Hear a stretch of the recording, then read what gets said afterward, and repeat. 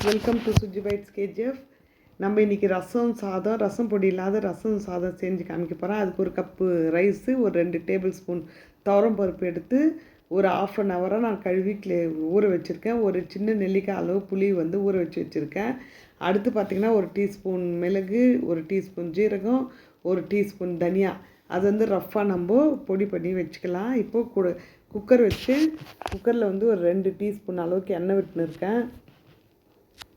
கூடவே பார்த்திங்கன்னா எண்ணெய் விட்டுட்டு கூடவே பார்த்திங்கன்னா கொஞ்சம் கடுகு, ஒரு 1/4 டீஸ்பூன் அளவுக்கு கொஞ்சம் வெந்தயம் சேர்த்துன்னு இருக்கேன். கூடவே பார்த்திங்கன்னா ஒரு பச்சை மிளகா, வரமிளகா, இது பச்சை கருவேப்பிலை சேர்த்து கொஞ்சம் வதக்கலாம். பெருங்காயம் கொஞ்சம் தாராளமாகவே, ரசம் சாதம்ன்றதுனால கொஞ்சம் தாராளமாகவே சேர்த்துக்குங்க.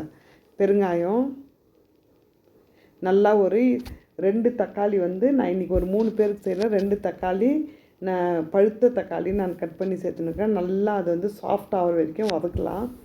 நல்லா அந்த தக்காளியெல்லாம் அப்படியே அது பஞ்சு போல் அந்த எண்ணெயிலே நல்லா வதக்கி விட்டுடலாம். யாராவது சேனல் புதுசாக இருந்தால் ப்ளீஸ் சப்ஸ்கிரைப் பண்ணிக்கோங்க. கடைசி வரைக்கும் பார்த்துட்டு ஒரு லைக், ஒரு கமெண்ட் போடுங்க. மஞ்சள் பொடி சேர்த்துன்னு இருக்கேன். இப்போ பார்த்திங்கன்னா சாம்பார் பொடி வந்துட்டு ஒரு 2 டீஸ்பூன் சேர்த்துன்னு இருக்கேன். கூடவே பார்த்திங்கன்னா நம்ம பொடிச்சு வச்ச மிளகு, ஜீரகம், தனியா அதுவும் சேர்த்துன்னு இருக்கேன். சேர்த்துட்டு நல்லா கலக்கி விடலாம். கலக்கி விட்டுட்டு நம்ம இன்றைக்கி வந்துட்டு ரசம் பொடி இல்லாமையே ரசம் சாதம் செய்ய போகிறோம்.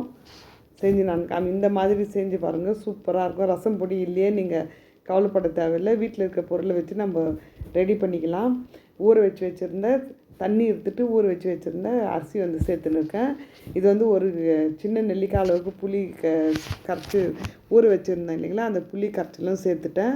உப்பு ருசிக்கேற்ப உப்பு சேர்த்துட்டு கொஞ்சம் தாராளமாகவே ரசம் சாதம்னா கொஞ்சம் தலை இருந்தால் தான் நல்லாயிருக்கும்.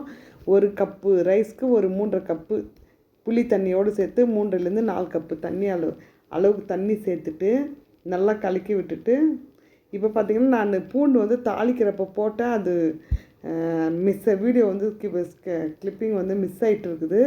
அதனால் இப்போ உங்களுக்கு காமிக்கலான்னு மறுபடியும் நான் அந்த குக்கர் மூடிட்டேன். மறுபடியும் திறந்து பூண்டு வந்து ஒரு 4-5 பல் பூண்டு வந்து நல்லா இடித்து சேர்த்துன்னு இருக்கேன்.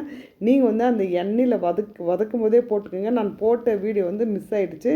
அதனால் உங்களுக்கு மறுபடியும் காமிக்கிறதுக்காக போட்டுன்னு இருக்கேன். நல்லா லிட் மூடி ஒரு 4லேருந்து 5 விசில் வந்து நல்லா குழைய வேகிற வரைக்கும் விட்டு எடுக்கலாம். நல்லா குழைய வந்துடுச்சு. நான் விட்டு தண்ணி இன்றைக்கி கரெக்டாக இருந்தது. இன்கேஸ் தண்ணி பற்றலைன்னா இன்னும் கொஞ்சம் சுடு தண்ணி கூட நீங்கள் விட்டு கொஞ்சம் ரசம் சாதம் அந்த கன்சிஸ்டன்சிக்கு எடுத்துன்னு வரலாம். ரொம்ப கெட்டியாக இருந்தால் ரசம் சாதம் வந்து நல்லா இருக்காது. கொஞ்சம் தலைன்னு இருந்தால் நல்லாயிருக்கும். நல்லா கலக்கி விட்டுட்டு உப்பு கொஞ்சம் செக் பண்ணிக்கோங்க. நல்லா ரசம் சாதம் போது நல்லா கொஞ்சம் கொத்தமல்லி இருந்தால் நல்லாயிருக்கும். கொத்தமல்லி தலையும் நல்லா பொடியாக கட் பண்ணி சேர்த்துட்டு நல்லா கலக்கி விடுங்க. கடைசியாக வந்து சர்வ் பண்ணும்போது நல்லா ஒரு டேபிள் ஸ்பூன் அளவுக்கு நான் வந்துட்டு நெய் சேர்த்துன்னு இருக்கேன்.